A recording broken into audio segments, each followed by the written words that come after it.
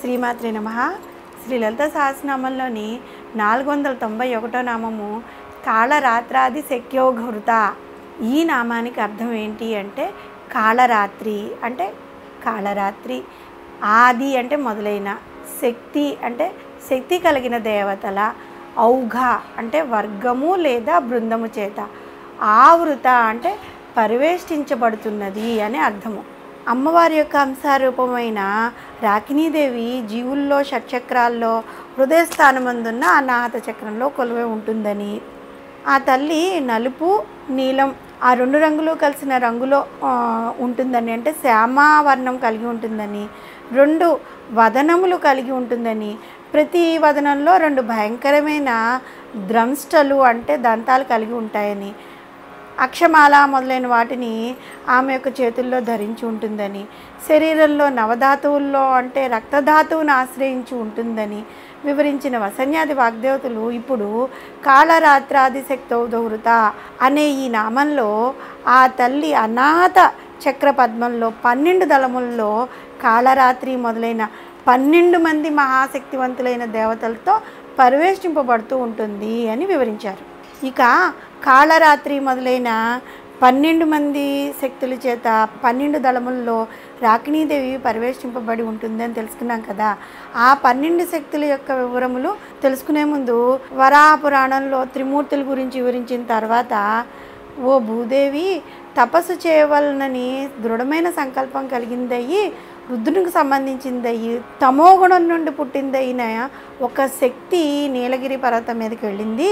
అక్కడ ఆమె చేసిన వ్రతం గురించి చెప్పేదని వినుము అని మొదలుపెట్టి, ఆ రుద్రునికి సంబంధించిన తామస శక్తి తపస్సునందు ఆసక్తి కలిగిందే ఉత్తమురాలై సకల లోక సంహారం చేయును, ఆ శక్తినే కాళరాత్రి అని వ్యవహరిస్తారు అని వివరించింది.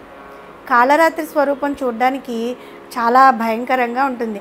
ఆమె నాసిక శ్వాస తీసుకుంటున్నప్పుడు ఒక భయంకరమైన అగ్ని జ్వాలల్ని కలిగి ఉంటాయన్నమాట. ఆమె వాహనం ఏంటి అంటే గార్ధము అంటే గాడిద. ఒక తన కుడి చేయి వరదముద్ర ద్వారా అందరికీ వరాలను ప్రసాదిస్తూ, మరొక కుడి చేయి అభయముద్రను కలిగి ఉంటుంది. ఒక ఎడమ చేతిలో ఇనుప ఆయుధాన్ని ధరించి ఉంటుంది, మరొక ఎడమ చేతిలో ఖడ్గాన్ని ధరించి ఉంటుంది. ఈ మెల్లప్పుడు శుభాలను కలిగించే శుభంకరి. ఈ అమ్మవారిని ఉపాసించే వారికి సకల శుభములు కలుగుతాయి. వారి శుభాల గురించి తెలుసుకుంటే ఇంకా అనంతములు అన్నమాట. కాళరాత్రిని స్మరించినంత మాత్రానే ఈ రాక్షసులు కానీ భూత పేత పిశాచాలు భయంతో పారిపోతాయి, అక్కడ ఉండవు, వాళ్ళ దరికి కూడా రావు. ఈమె అనుగ్రహాన్ని వల్ల గ్రహ బాధలు కూడా తొలగిపోతాయి. కాళరాత్రిని ఉపాసించే వారికి అగ్ని వల్ల కానీ, జలము వల్ల కానీ, జంతువుల వల్ల కానీ భయం కానీ, శత్రువుల భయం కానీ అసలు ఏమి భయము అన్న మాటే వారి దరికి రాదు. అనాహత చక్రంలో 12 దళముల్లో రాకినీదేవిని పరివేష్టించి ఉన్న 12 మంది మహాశక్తుల వివరాలను గనుక మనం చూసినట్లే వాళ్ళు ఎవరెవరంటే కాళరాత్రి, ఖ్యాతీత, గాయత్రి, ఘంటాధారిణి, జామిని, చంద్ర, ఛాయ, జయ, జుమ్మారి, జ్ఞానరూపిణి, టంకహస్త, రంకారిణి. సప్తశతిలో బ్రహ్మదేవుడు జగన్మాతను కాళరాత్రి, మహారాత్రిస్థ దారుణ అని కీర్తించాడు. ఈ 12 మంది శక్తులు 12 దళముల్లో పరివేష్టించి ఉండగా రాకినీదేవి అనాహత చక్ర కర్ణికలో కొలువై ఉంటుందన్నమాట. జీవుల్లోని షట్చక్రాల్లో హృదయస్థానంలో అనాహత చక్రంలో 12 దళములతో 12 మంది మహాశక్తులతో పరివేష్టింపబడిన జగన్మాత యొక్క స్వరూపమైన కాళరాత్రాది శక్తౌవృత అనే నామంతో పిలువబడుతున్న రాకినీదేవిని మనం గనుక ప్రతిరోజు స్మరిస్తూ ఉంటే భయము అన్నది మన దరికి చేరదు. అంటే పరీక్షలంటే భయపడుతున్నవారు, శత్రువులంటే భయపడుతున్నవారు, ఇంకా కొంతమంది చెప్పుకోలేని భయంతో బాధపడుతూ ఉంటారు. వారికి ఏమీ ఉండదు, అయినా ఒక భయంతో వాళ్ళు ఎల్లప్పుడూ మెంటల్ టెన్షన్తో భయపడుతూ ఉంటారు. అలాంటి భయాలు ఏమీ వారి దరికి రావన్నమాట. ఆ తల్లి వారిని ఎప్పుడూ భయము అన్నది లేకుండా చూసుకుంటూ అంటే రక్షిస్తూ ఉంటుంది. శ్రీమాత్రే నమః. శ్రీ లలితా సహస్రనామంలోని 492వ నామము సిగ్ధోదన ప్రియ. ఈ నామానికి అర్థం ఏంటి అంటే నేతితో వండిన అన్నం మీద ఎక్కువ ఇష్టం కలిగినది అని అర్థం వస్తుంది.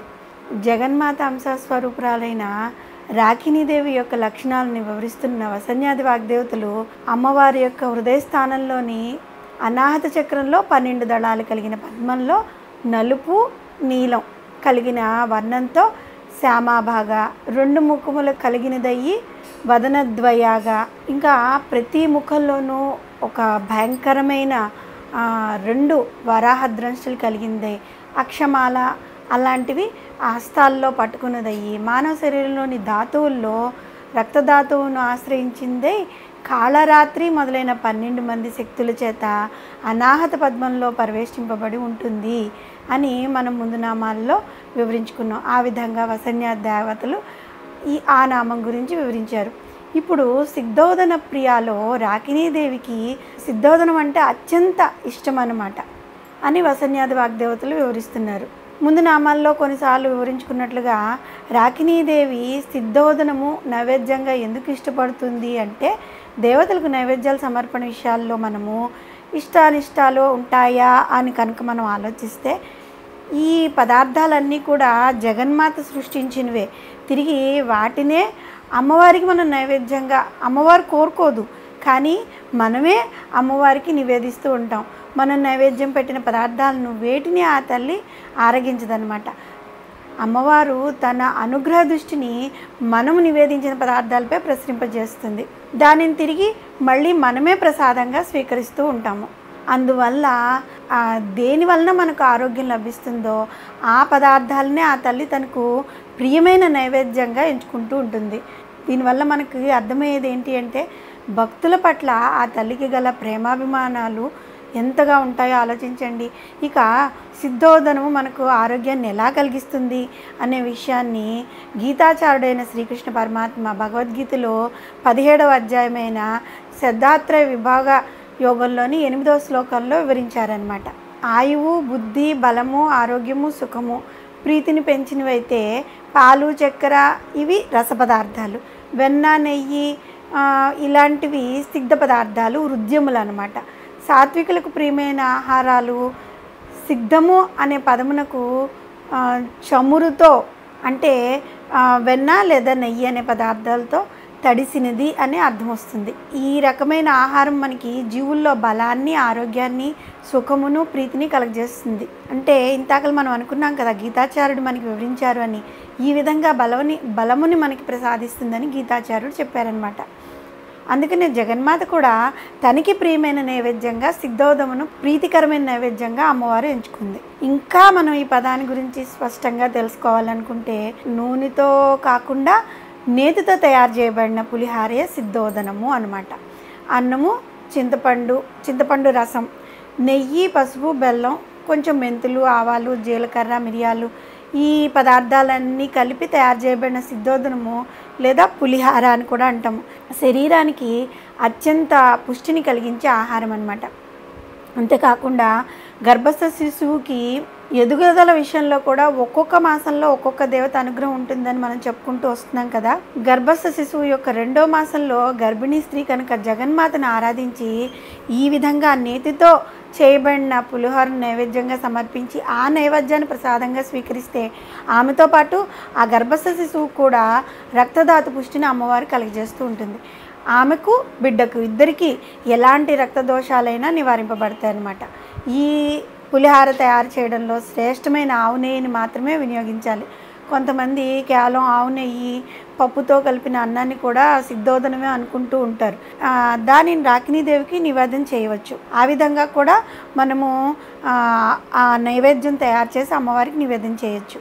అనాహత చక్రంలో హృదయ స్థానంలో పరదేవత లలితా స్వరూపంగా కొలువై ఉండి అన్నము, చింతపండు రసము, నెయ్యి, పసుపు, బెల్లం, మెంతులు, ఆవాలు, జీలకర్ర, మిరియాలు, ఇంకా బెల్లం ఈ పదార్థాలన్నీ కలిపి వండి ఆరోగ్యకరమైన సిద్ధోదను ప్రియమైన నైవేద్యంగా కలిగిన లలితా త్రిపుర సుందరి స్వరూపమైన రాకినీదేవిని మనం అందరం అన్నిత్యం శ్రద్ధాభక్తులతో సిద్ధోదన ప్రియ అనే నామంతో స్మరిస్తూ ఉంటే ఆ తల్లి యొక్క అపారమైన కరుణా కటాక్షాలకి మనం పాత్రలమవుతాము. అంతేకాకుండా ఎవరైతే గర్భవతులుగా ఉన్నారో మనం చెప్పుకున్నట్లుగా వాళ్ళకి ఎలాంటి రక్తధాతువులు అంటే ఎలాంటి దోషాలు లేకుండా ఆ తల్లిని బిడ్డని ఆ తల్లి ఎల్లప్పుడూ కాపాడుతూ ఉంటుంది. శ్రీమాత్రే నమః. శ్రీ లలితా సహస్రనామంలోని 493వ నామము మహావీరేంద్ర వరద. మనము ముందు నామాల్లో అమ్మవారు అనాహత చక్రంలో 12 దళములు కలిగిన కమలములో శ్యామ వర్ణంలో 2 వదనములు కలిగి ఆ 2 వదనముల్లోనూ భయంకరమైన 2 ద్రంష్టలు కలిగి చేతుల్లో అక్షమాల మిగిలిన మొదలైన వాటిని ధరించి జీవుల్లోని ధాతువుల్లో రక్తధాతువును ఆశ్రయించి కాళరాత్రి మొదలైన 12 శక్తుల చేత పరివేష్టింపబడి సిగ్ధోదనం నందు అత్యంత ఇష్టం కలిగిందైన జగన్మాత యొక్క అంశాస్వరూపిణి అయిన రాకినీదేవిని వసన్యాది వాగ్దేవతలు మహావీరేంద్ర వదన అనే నామంతో కీర్తించారు. మహావీరేంద్ర వదన అన్న నామానికి అర్థము మహా అంటే గొప్ప, వీరేంద్ర అంటే వీరులైన వారికి, వర అంటే శ్రేష్టములైన వాటిని, దా అంటే ప్రసాదించున్నది అని అర్థం వస్తుంది. ఇక్కడ జగన్మాత లలితా త్రిపుర సుందరి మహావీరులైన వారికి వారు కోరిన వరాలన్నీ అనుగ్రహిస్తూ ఉంటుంది.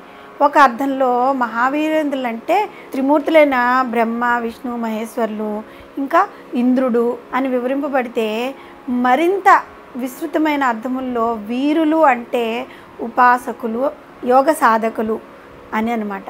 వీరేంద్రులు అంటే శ్రీ విద్యోపాసన చేసేవారు, నిరంతరం శ్రీ విద్యోపాసన చేసే కొనసాగిస్తూ ఉండేవారని అర్థం వస్తుంది. మహావీరేంద్రులు అంటే ఇంకా జీవిత చరమాంకం వరకు తమ లక్ష్య సాధనను కొనసాగించేవారు అని కూడా అర్థం వస్తుంది. అటువంటి మహావీరేంద్రులకు కావలసిన శ్రేష్టమైన వాటిని అన్నిటినీ అనుగ్రహించి కరుణిస్తూ ఉంటుంది అని వసన్యాది వాగ్దేవతలు వివరించారు. అందువలనే అమ్మవారిని మహావీరేంద్ర వరద అనే నామంతో కీర్తించారు. మానవులందరికీ తమ జీవితంలో అవస్థాత్రయము అంటే ఏంటి? జాగృత్, స్వప్న, సుషుప్త అవస్థలు ఉంటాయి.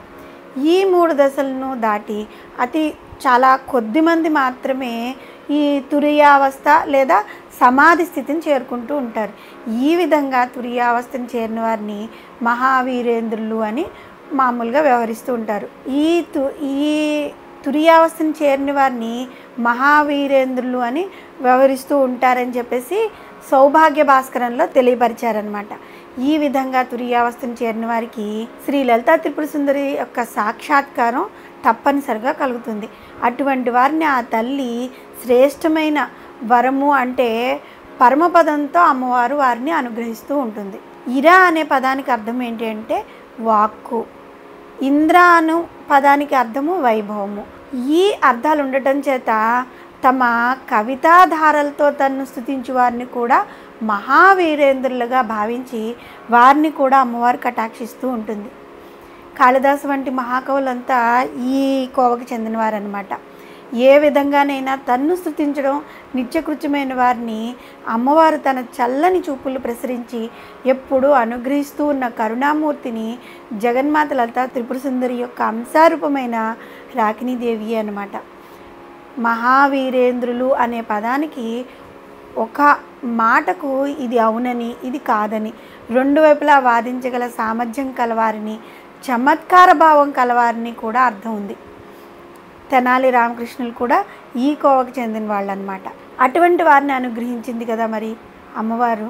మహావీర అనే పదానికి ఇంకొక అర్థం ఏంటి అంటే సోమయాగంలో వాడబడు పాత్ర అని కూడా అర్థం ఉంది. ప్రాపంచక విషయాలతో సంబంధం లేకుండా ఎల్లప్పుడూ బ్రహ్మానందాన్ని అనుభవిస్తూ ఉండేవారిని మహావీరులు అని వ్యవహరిస్తూ ఉంటారు.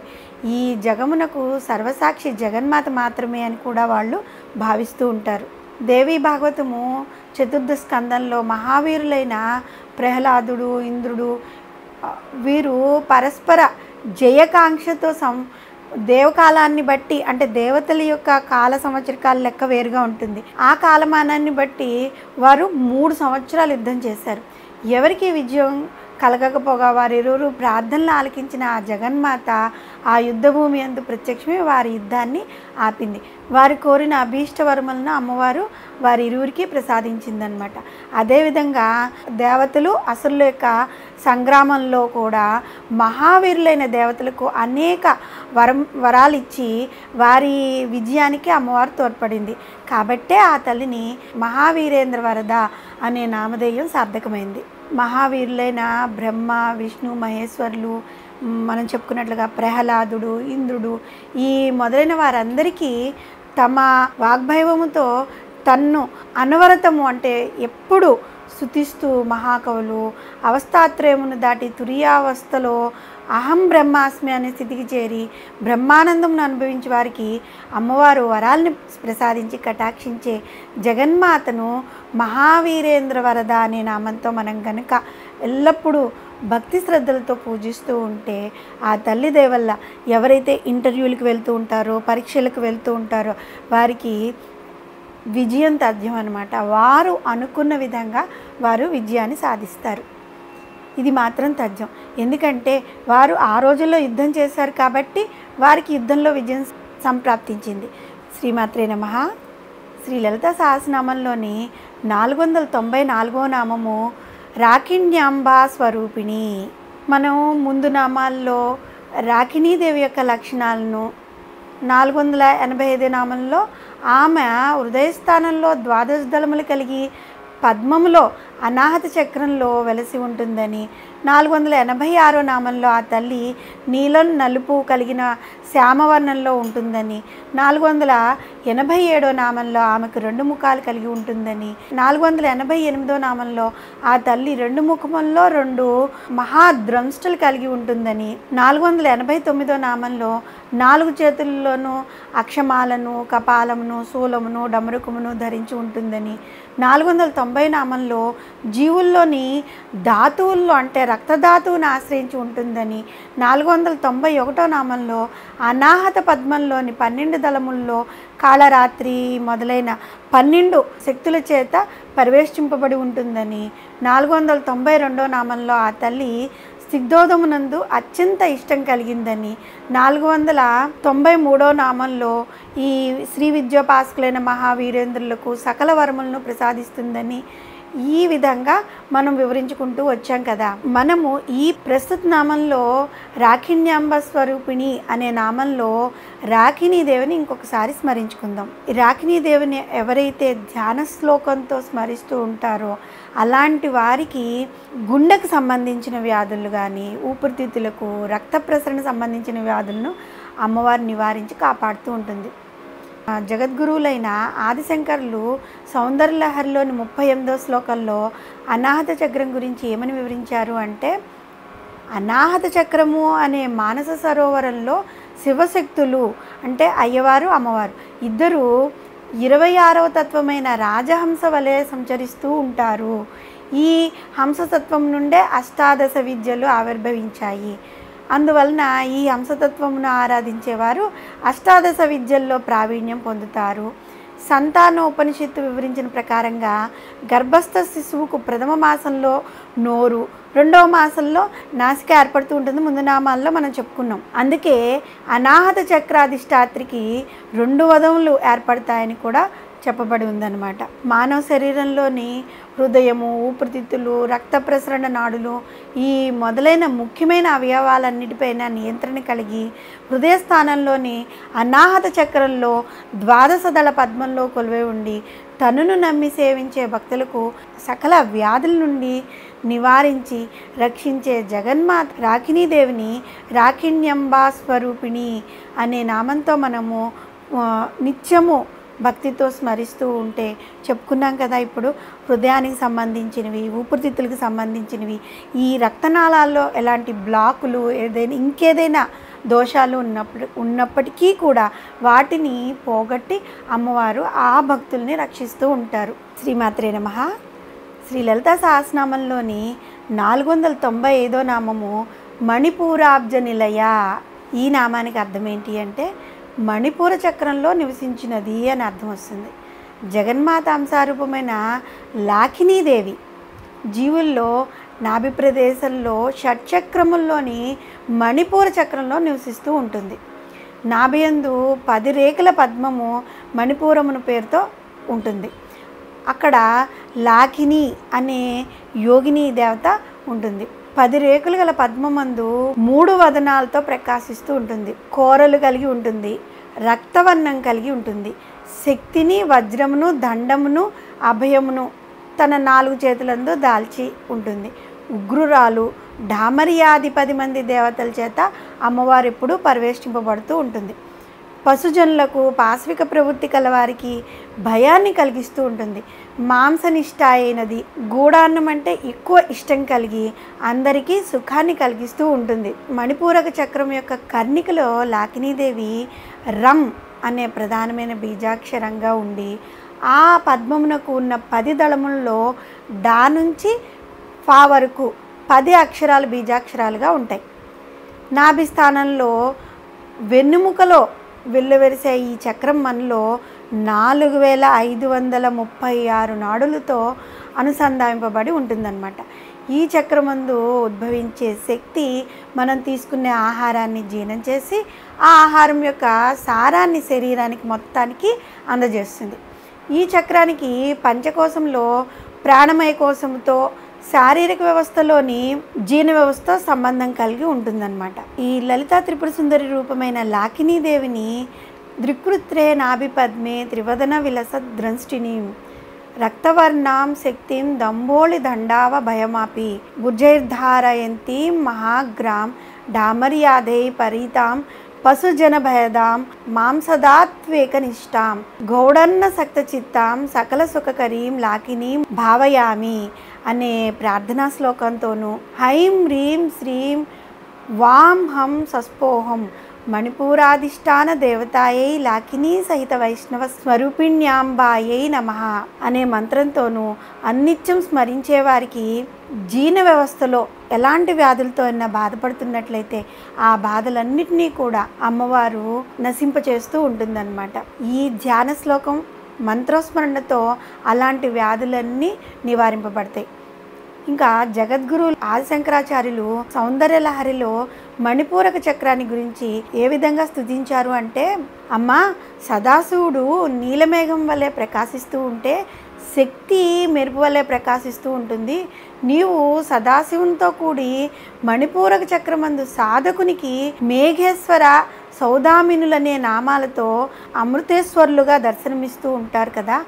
నల్లని మెరుపుతో కూడిన మేఘము వర్షాన్ని వర్షించినట్లయితే మీరు దయా సముద్రమును అమృతం వల్లే భక్తులపై కురిపిస్తూ ఉంటారు.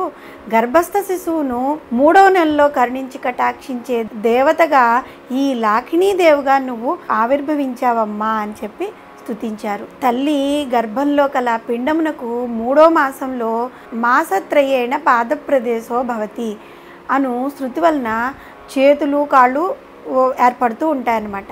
వీటితో పాటు గర్భస్థ శిశువుకు 3వ మాసంలో కళ్ళు కూడా ఏర్పడతాయి. ఇక మానవుని శరీరంలోని సర్వకండరాల్లోని మాంసధాతువుకు అధిపతి లాకినీదేవి. ఆ తల్లి కనుక అనుగ్రహించినట్లయితే కండపుష్టి కలిగి నిర్బలత్వము నశించిపోతుంది. గూడాన్నం నందు అంటే పాలు బెల్లం కలిపి వండిన అన్నము నైవేద్యంగా కనుక లాకినీదేవికి ప్రసాదించి, అంటే ఆ తల్లికి ఆ నైవేద్యం అంటే అత్యంత ప్రీతికరం అన్నమాట. ఆ తల్లికి నివేదించి అది గర్భస్థ స్త్రీలు ప్రసాదంగా తీసుకున్నట్లయితే ఆ పిండానికి మంచి శరీర పటుత్వం ఏర్పడుతూ ఉంటుంది. జీవుల యొక్క నాభి ప్రదేశంలో షట్చక్రాల్లోని మణిపూరక చక్రంలో రక్తవర్ణం కలిగి 10 దళములు కలిగిన పద్మంలో డామరియాది అనే 10 మంది దేవతల చేత పరివేష్టింపబడుతూ గర్భస్థ శిశువుకు 3వ మాసంలో రక్షణనిస్తూ మాంసధాతువును ఆశ్రయించి గుడాన్నం అంటే ఎక్కువ ఇష్టం కలిగిన దేవతని మణిపూరాబ్జ నిలయ అనే నామంతో, అంటే లాకినీదేవిని మణిపూరాబ్జ నిలయ అనే నామంతో కనుక స్మరిస్తూ ఉంటే మనం చెప్పుకున్నట్లుగా 3వ మాసంలో అటు తల్లికి ఇటు బిడ్డకి ఇద్దరికీ ధాతువులో ఎలాంటి అంటే రక్తధాతువులో ఎలాంటి చెడు లేకుండా కండపుష్టిని శరీర పుష్టిని అమ్మవారు ప్రసాదిస్తుంది. శ్రీమాత్రే నమః. శ్రీ లలితా సహస్రనామంలోని 496వ నామము వదనత్రయ సంయుత. ఇక్కడ వదనత్రయ సంయుత అంటే ఈ నామానికి అర్థం ఏంటంటే 3 ముఖాలతో కూడి ఉన్నది అని అర్థం వస్తుంది. అక్కడ రాకినీదేవి 2 ముఖాలు కలిగినది, ఇక్కడ లాకినీదేవి 3 ముఖాలు కలిగి ఉంటుంది. 495వ నామం నుండి 503వ నామం వరకు గల నామాల్లో వసన్యాది వాగ్దేవతలు జీవుల్లోని నాభిస్థానంలో కొలువై ఉన్న మణిపూరక చక్రమును, ఆ చక్రాధిష్టాత్రి జగన్మాత లలితా త్రిపుర సుందరి అంశా స్వరూపురాలైన లాకినీదేవి యొక్క లక్షణాలను గురించి వివరిస్తూ వచ్చారు. ఈ వివరంలో భాగంగా మణిపూరక చక్రమును, ఆ చక్రంలో కొలువై ఉన్న దేవతను గత నామాల్లో వివరించిన వాగ్దేవతలు ప్రస్తుత నామైన వదనత్రయ సంయుతలో ఆ తల్లి 3 వదనాలు కలిగి ఉంటుంది అని వివరించారు. గర్భస్థ శిశువు ఎదుగుదలలో ప్రతి మాసానికి ఒక్కొక్క దేవత రక్షణ కల్పిస్తూ ఉంటుంది ఆ బిడ్డడికి. మొదటి నెలలో నోరు ఏర్పడుతుందని, 2వ నెలలోనేమో నాసిక అంటే ఏర్పడుతుందని, 3వ నెలలోనేమో కళ్ళు కూడా ఏర్పడతాయని మనకు తెలిసింది కదా.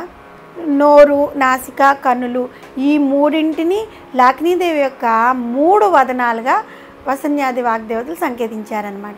ఈ 3 వదనాలు జీవుల్లో త్రిగుణములైన సత్వ, రజ, తమో గుణాలకు కూడా సంకేతాలుగా చెప్పుకోవచ్చు. ఈ 3వ నెలలో గర్భస్థ శిశువు శబ్దాలకు ప్రతిస్పందిస్తూ ఉంటాడనమాట. ముఖ్యంగా తన తల్లి యొక్క గొంతును గుర్తుపెట్టి ప్రతిస్పందిస్తూ ఉంటాడు. ఈ నెలలో కనుక గర్భిణీ స్త్రీ జగన్మాతను స్మరించుకుని ఆ తల్లికి పాలు, బెల్లం కలిపి ఉడికించిన పరమాన్నాన్ని అంటే గుడాన్నాన్ని నివేదించి, ఆ విధంగా నివేదించిన ఆ నైవేద్యాన్ని ఆ తల్లి కనుక స్వీకరిస్తే తల్లి, బిడ్డ ఇద్దరి ఆరోగ్యం కూడా బాగా వృద్ధి పొందుతుంది. వదనత్రయ సంయుత అనే నామానికి గర్భిణీ స్త్రీలకు ఎంతో మంచి చేయటంతో పాటు జీవుల్లోని త్రిగుణములను కూడా నియంత్రిస్తూ ఉంటుంది. మణిపూర చక్రము ఆవేశాల నియమం అన్నమాట. అంటే ఆవేశం అన్నది ముందు మణిపూరక చక్రం నుంచే మనకి ఉద్భవిస్తూ ఉంటుంది. ఈ చక్రం బలహీనంగా ఉన్నప్పుడు మానవుడు ప్రతి విషయంలో కూడా అనవసరమైన ఆవేశానికి గురి అవుతూ ఉంటాడు. అతనిలోని త్రిగుణముల్లోని తమోగుణం అధికమై చేయరాని పనులు కూడా చేస్తూ ఉంటాడు. లాకినీదేవి యొక్క 3 వదనాలను సంకేతించే త్రిగుణముల్లో ఆ తల్లి అనుగ్రహాన్ని పొందలేకపోతే సంభవించే విపరీత పరిణామాలు ఏంటంటే కీర్తికండూతి, పెత్తనం చలాయించాలనే అహము, అసూయ, అసహనము, అంటే దుడుకుతనము, క్రూరత్వం, కటుత్వం, స్వలాభపరులు అంటే నాకే ఏదైనా చెందాలి అని ఆ విధంగా ఉండడం, స్వార్థపరులుగా ఉండడం, తన గురించి తాను తక్కువగా ఆలోచిస్తూ అస్తమానం కుంగిపోతూ ఉండడం, ఇలాంటివన్నీ అలాంటి వ్యక్తులకు సంభవిస్తూ ఉంటాయి. కనుక మణిపూరక చక్రాన్ని ఉత్తేజనం చేసుకోవడానికి స్థితమై ఉన్న లాకినీదేవి అనుగ్రహం పొందవలసిన ఆవశ్యకత ఎంతో ఉంది. మణిపూరక చక్రము ఉత్తేజితమై స్థితమై ఉన్న లాకినీదేవి అనుగ్రహాన్ని పొందగలిగితే ముఖ్య ప్రయోజనాలు ఏంటి అంటే, త్రిగుణాల్లో మనం చెప్పుకున్నట్లుగా తమోగుణం నుంచి పూర్తిగా విముక్తి పొంది ఒక లక్ష్య సాధన కొరకు, ఆశయ సిద్ధి కొరకు వ్యవహార దక్షత, ఉత్సాహం, తన్ను తాను గౌరవించుకోవడం, ఒక ఆత్మవిశ్వాసాన్ని కలిగి ఉండడం, జీవితంలో అన్నింటిలోనూ ముందడుగు వేయడం, అనుమానాలను నివృత్తి చేసుకుంటూ చక్కగా ఆలోచిస్తూ అన్నిటినీ ఒక అవగాహనతో విశ్లేషించుకుంటూ అత్యంత విశ్వాసంతో వివేక జ్ఞానాలను అలవర్చుకుంటూ ముందుకు సాగటం, మనలో ఒక రకమైన విశ్వాసము, నమ్మకము ఏర్పడము మొదలైన రజోగుణములు అంతకు మించి సత్వగుణాలు ఏర్పడడానికి కూడా ఆ తల్లి మనకి దోహదపడుతూ ఉంటుంది. కనుక వదనత్రయ సంయుత అని వసన్యాది వాగ్దేవతలు ఆ తల్లిని కీర్తించారు. అంటే త్రిగుణాలపై ఆధిపత్యం కలిగి ఉండటానికి మనం చేయవలసిన పని ఏంటి అంటే, ప్రతిరోజు కొంచెం సేపు కన్నులు మూసుకుని ధ్యాన నిమగ్నులమై నాభిస్థానంలోని మణిపూరక చక్రంపై దృష్టిని కేంద్రీకరించాలి. ఈ ఉచ్ఛ్వాస నిశ్వాసాలను క్రమబద్ధీకరించుకుంటూ దాని మీద మనము దృష్టిని కేంద్రీకరించి మణిపూరక చక్ర ప్రధాన బీజమైన రం శబ్దాన్ని ఓం లాకినీ దేవతాయే నమః అని మనస్సులో స్మరిస్తూ ఉంటే ఆ తల్లి అనుగ్రహం మనపై ప్రసరించి ఆమె 3 వదనములకు సంకేతమైన 3 గుణాలను మనలో నియంత్రణలో ఉండేలా, మన జీవితం చక్కగా సాఫీగా జరిగేలాగా ఆ తల్లి మనల్ని ఎల్లప్పుడూ కాపాడుతూ ఉంటుంది. జీవుల యొక్క నాభిస్థానంలో షట్చక్రాల్లోని మణిపూరక చక్రాల్లో 10 దళముల పద్మంలో 3 వదనములతో కొలువై గర్భస్థ శిశువు యొక్క 3వ మాసంలో శిశువుకి రక్షణ కల్పిస్తూ అమ్మవారిని కొలిచి ఆరాధించే జీవులకు త్రిగుణములపై నియంత్రణ కల్పించే జగన్మాతను మనము వదనత్రయ సంయుత అనే నామంతో స్మరిస్తూ ఉంటే త్రిగుణాలు అనుకున్న ఆ మూడిటి మీద మనకి ఆధిపత్యం అంటే వాటిని నియంత్రించగలిగే శక్తిని అమ్మవారు మనకి ప్రసాదిస్తుంది. అంతేకాకుండా 3వ మాసంలో ఆ గర్భస్థ శిశువుని అమ్మవారు కాపాడుతూ ఉంటుంది. శ్రీమాత్రే నమః. శ్రీ లలితా సహస్రనామంలోని 497వ నామము వజ్రాధికాయుధోపేత. ఈ నామానికి అర్థం ఏంటి అంటే వజ్రము మొదలైన ఆయుధములను చేతులు యందు ధరించినది అని అర్థం వస్తుంది. జీవుల యొక్క నాభిస్థానంలో షట్చక్రాల్లోని మణిపూరక చక్రంలో 10 దళములు కలిగిన పద్మంలో 3 ముఖములతో కొలువై ఉంటుంది అని మనం ముందు నామాల్లో వివరించుకున్నాం కదా.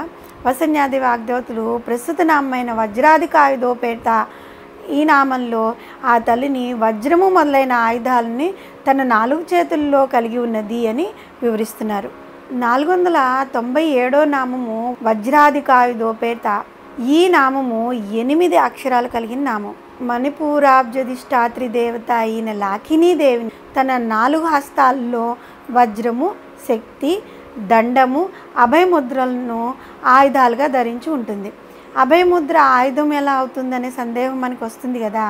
భక్తులకు అభయమును ప్రసాదించే హస్తము అని అర్థము.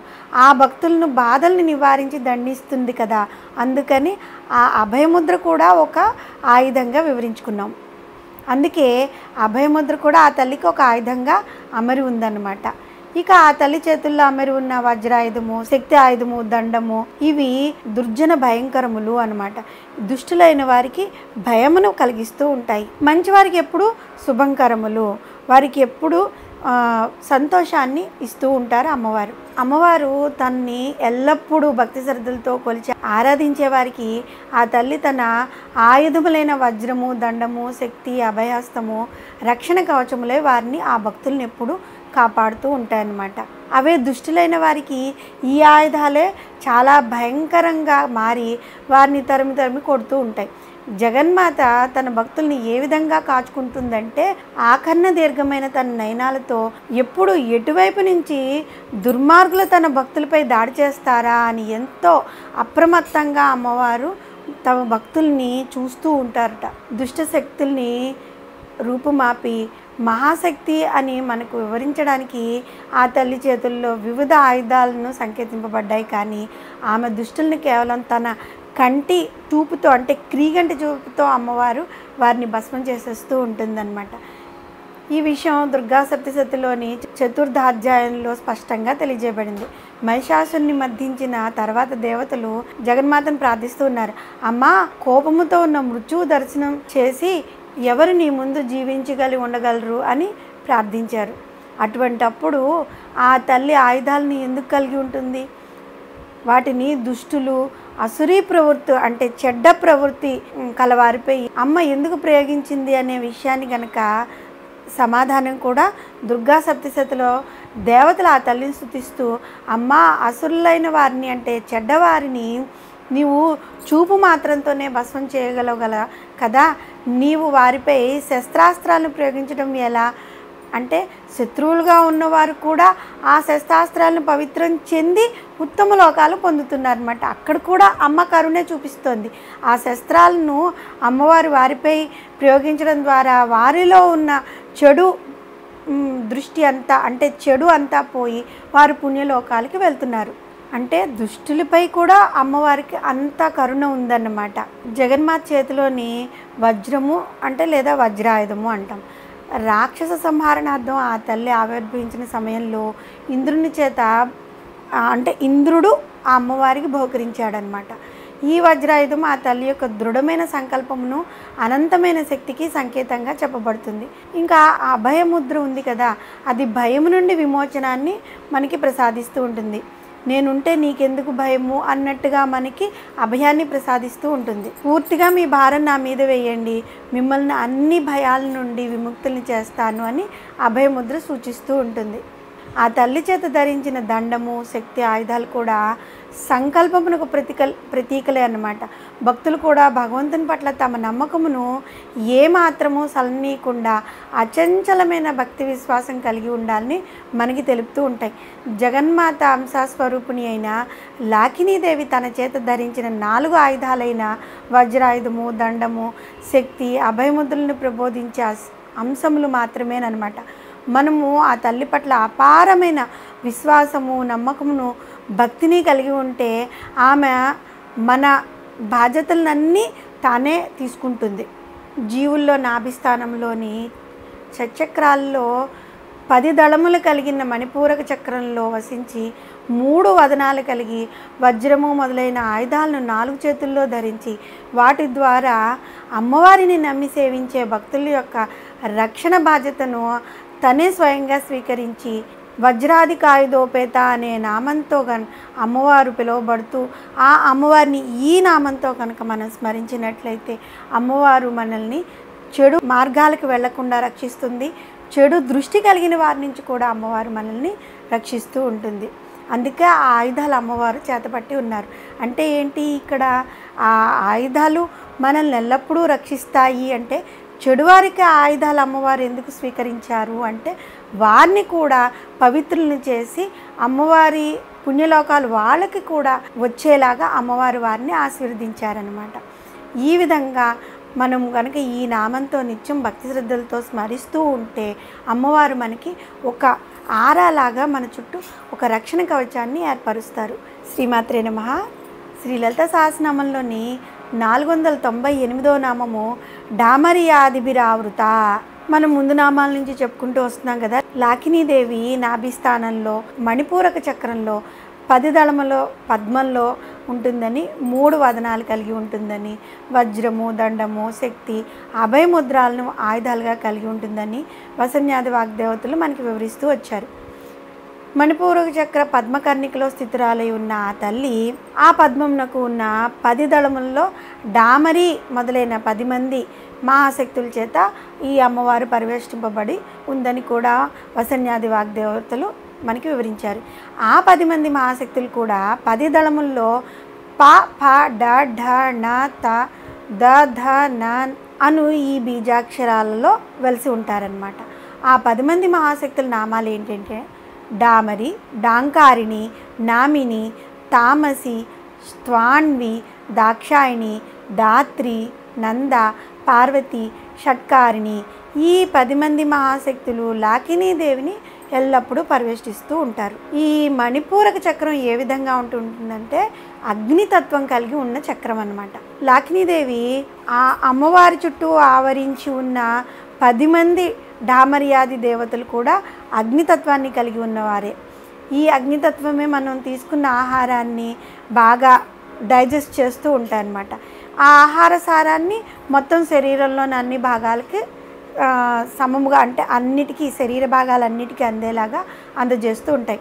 మణిపూర చక్రం క్రియాత్మకంగా లేనట్లయితే అంటే అది సరిగ్గా పనిచేయకపోతే మధుమేహం అని, ప్యాంక్రియాటిస్ అని, కాలేయ వ్యాధి, పెప్టిక్ అల్సర్స్ అని, మూత్రపిండాల్లో రాళ్ళు అలాంటి సమస్యలన్నీ వస్తూ ఉంటాయి. అగ్ని అంటే ఎప్పుడూ మండుతూ ఉంటుంది కదా, దానిలో సమిధులను వేస్తున్నంతకాలం అది మండుతూనే ఉంటుంది. ఈ మణిపూరక చక్ర పద్మము ఒక శక్తి కేంద్రం లాంటిది. దానిలో మండుతున్న జఠరాగ్నికి మనం శుద్ధమైన వేదవిహితమైన ఆహారాన్ని సమర్పిస్తూ ఉండాలి. కానీ దానికి ఏది పడితే అది ఆహారంగా ఎప్పుడు పడితే అప్పుడు సమర్పించకూడదు. ఆ విధంగా సమర్పిస్తే ఆ జఠరాగ్ని ఎక్కువ కాలం మండకుండా జీవుల్లో నిస్సత్వాన్ని, నీరసము అలాంటివి ఏర్పడి శరీరం మొత్తం అనారోగ్యానికి గురవుతూ ఉంటుంది. అందువల్ల ఈ మణిపూరక చక్రాన్ని అందులో నెలకొని ఉన్న ఈ 10 మంది ఆవరణ దేవతల యొక్క అనుగ్రహాన్ని పొందడానికి మానసిక సంతుల్యం కోల్పోకుండా నిరంతరము మణిపూరక చక్ర స్థానంపై ధ్యానం నిలిపి అందులో ఉన్న లాకినీదేవిని, ఆమె చుట్టూ ఉన్న పరివార దేవతలను మనము ధ్యానిస్తూ ఉండాలి. ఆ ధ్యాన శ్లోకం ఏంటి అంటే ఐం హ్రీం శ్రీం వాం హం సస్పోహం మణిపూరాధిష్టాత్రి దేవతాయై లాకినీ సహిత వైష్ణవ స్వరూపిణ్యాంబాయై నమః అని. ఈ ధ్యాన మంత్రం ద్వారా ఎల్లప్పుడూ మనం కనుక జపిస్తూ ఉంటే ఆ తల్లి యొక్క అనుగ్రహం కలుగుతుంది. అప్పుడే అగ్నితత్వమైన మణిపూరక చక్రము అత్యంత శక్తివంతమై మిగిలిన చక్రాలను తద్వారా శరీరాన్ని శక్తివంతం చేస్తుండేది. అంటే ఈ చక్రంతో పాటు మిగిలిన చక్రాలు కూడా శక్తివంతం అవుతాయి అన్నమాట.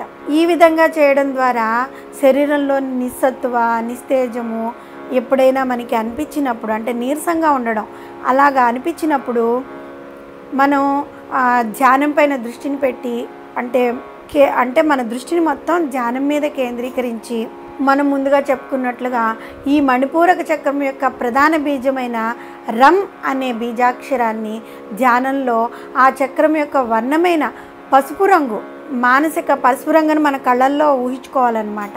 పసుపు రంగును మానసికంగా దర్శిస్తూ రం రం రమ్ అని మెల్లిగా సాధ్యమైనంతసేపు తూర్పు దిక్కుగా కూర్చుని సూర్యభగవాన్ని ధ్యానం చేస్తే మణిపూరక చక్రాధిష్టాత్రి దేవత అయిన లాకినీదేవి యొక్క ఆమెను పరివేష్టించే ఆ 10 మంది ఆవరణ దేవతల యొక్క అనుగ్రహం మనకి లభిస్తుంది. కాబట్టి ఆధ్యాత్మికంగా ముందుకు సాగాలి అనుకున్నవారు, జగన్మాత సాన్నిధ్యాన్ని పొందాలి అనుకునేవారు సాత్విక ఆహారాన్ని సేవించి మనం చెప్పుకున్నాం కదా, మనం తీసుకునే సాత్విక ఆహారమే మన శరీరంలో అంటే ఆ చక్రంలో అంటే ఆ అగ్నితత్వానికి వేసే సమిధలు లాంటివి అన్నమాట.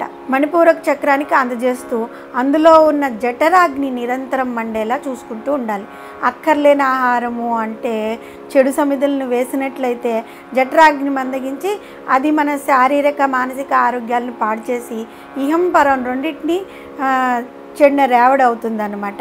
జీవుల్లో ప్రధాన చక్రమై శరీరం మొత్తానికి శక్తి కేంద్రీకృతమైన అగ్నితత్వంతో కూడి జఠరాగ్ని రూపంలో భుజించిన ఆహారం యొక్క శక్తిని అన్ని అవయవాలకు పంపిణీ చేసి 10 మంది డామర్యాది దేవతలతో కూడి లాకినీదేవిని మనందరం డామర్యాది విరావృత అనే నామంతో స్మరిస్తున్నట్లయితే ఆ తల్లి దయ వల్ల జఠరాగ్నికి సంబంధించిన ఎలాంటి అనారోగ్యాలైనా ఆమె నివారిస్తుంది.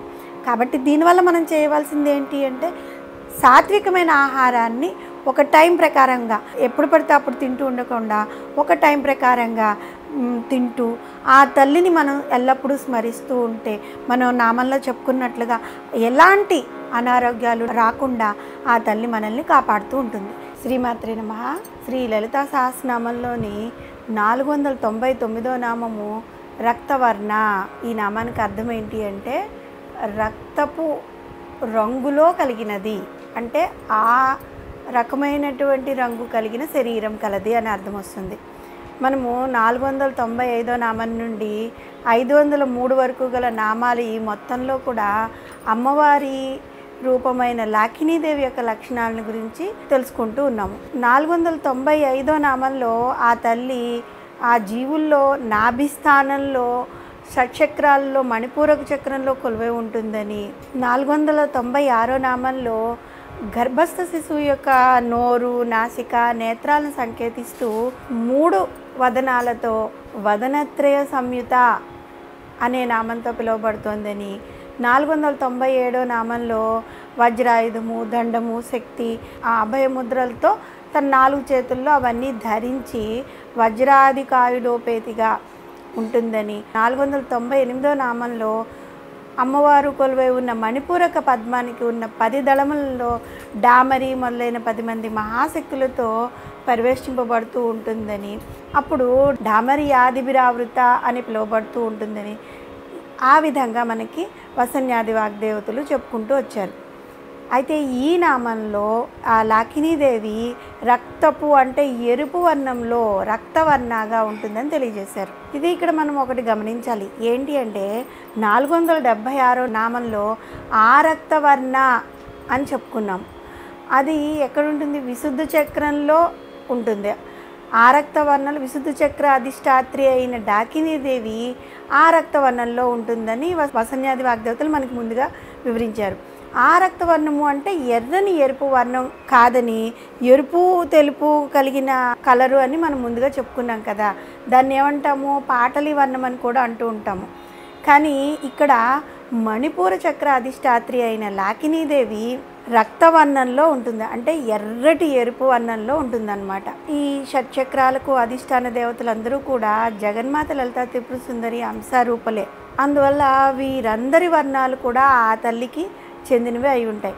అయితే అందులో అమ్మలగన్న అమ్మ ముగురమ్మల మూలపుటమ్మ అయిన జగదీశ్వరి అయిన లలితాంబిక స్వయంగా రక్తవర్ణం కలిగి ఉంటుంది. అరుణాం కరుణాం తరంగిత అక్షీం అంటూ మనం లలితా సహస్రనామం మొదలు ధ్యాన శ్లోకం చెప్పుకుంటూ ఉంటాం కదా. జగన్మాతకు అత్యంత ప్రీతికరమైన వర్ణం ఏంటి అంటే రక్తవర్ణము, అంటే ఎరుపు రంగు అన్నమాట. ఆ తల్లి వర్ణం స్వయంగా ఎరుపు రంగుని ఎక్కువగా ఇష్టపడుతుంటుంది. ఆ తల్లి ఎరుపు రంగులో ఉంటుంటుంది.